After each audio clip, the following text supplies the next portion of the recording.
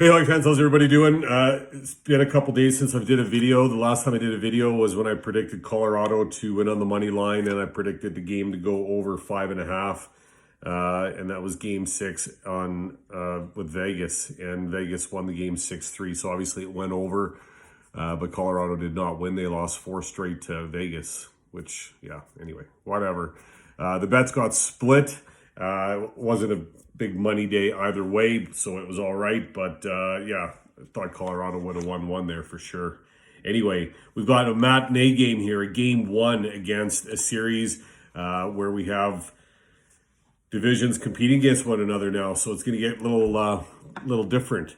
Game 1 between the New York Islanders and Tampa.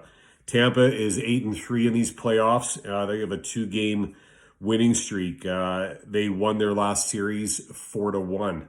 The Islanders, they're 8-4 in the playoffs, current 3-game winning streak. They won their last series 4-2. Vasilevsky is listed to be in net for Tampa. Varlamov listed to be in net for the Islanders. Teams met in the 3rd round last season as well. Defending champs here with Tampa, obviously. Islanders coming into this series on a 3-game winning streak after being down 2-1 to Boston. Then they won 3 straight to eliminate the Bruins. The Bolts, they're coming into this with a 2-game winning streak after eliminating Carolina Hurricanes. Obviously, I think they were number 1 in their division, the Hurricanes. So great for Tampa. I mean, they've got some missing pieces that are back in the puzzle, and they're playing pretty hard hockey. New York is obviously hoping for a different end result than what happened last year.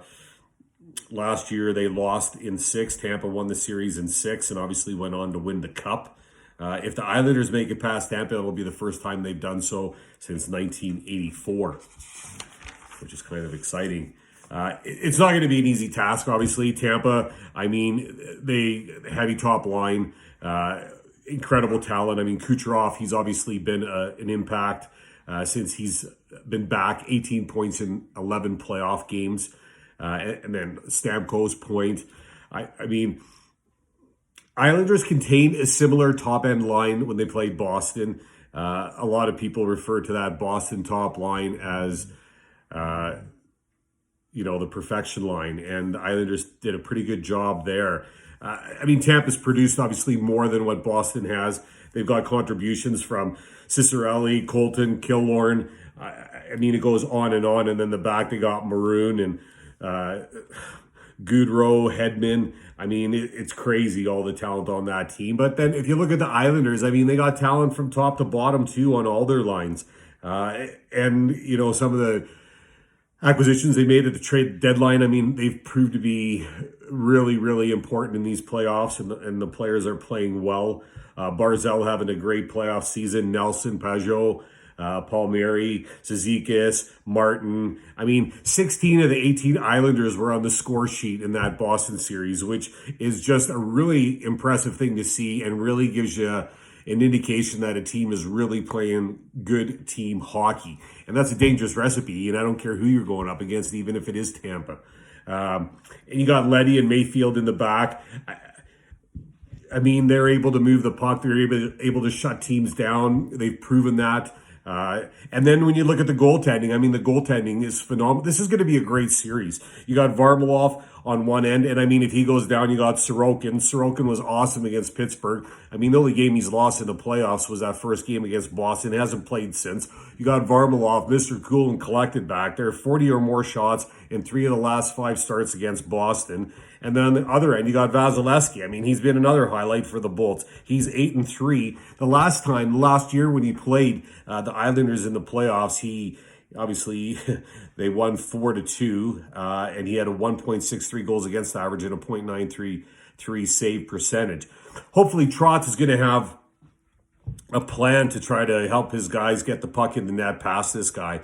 But goaltending's awesome. It's going to be a great series. It's a matinee game. I'm going to try to squeeze in around a golf before hockey tomorrow and then hopefully watch the Islanders win game 1. And a lot of people are going to think I'm crazy that I'm taking the Islanders on game 1. But I don't know. If you're going to take an underdog, game 1 is a really good game to take an underdog. And I'm going to go the Islanders. The money line, it pays 2.7. I haven't really decided if I'm going to go an over or an under. It's set at 5.5, and you think with these two goaltenders, you think an under would be an obvious play. But at the same time, goals for both these teams are over 3. So, I mean, they could light it up. It's a tough play there. I like Islanders on the money line. I might parlay it tomorrow in the morning. The Canadians, Vegas Golden Knights, the line's out as well. Montreal, obviously the monster underdog there. It pays 3.3. And I kind of chuckled when I saw that. But, Montreal's done nothing but surprise people since the playoffs have started. So, I mean, who knows? And again, game one underdog. The way I look at this is you take the Islanders as an underdog. You take the Canadians as an underdog. You just do 2 wagers. Either one comes through, you're up money. Game one underdog is always a good play. But my official pick for tomorrow is going to be the New York Islanders on the money line. As far as a parlay goes, I ain't going to do nothing. I'm just going to do the money line on the Islanders. And then tomorrow morning, I might do a parlay. I might do something with Montreal or an over-under. I'm not sure yet.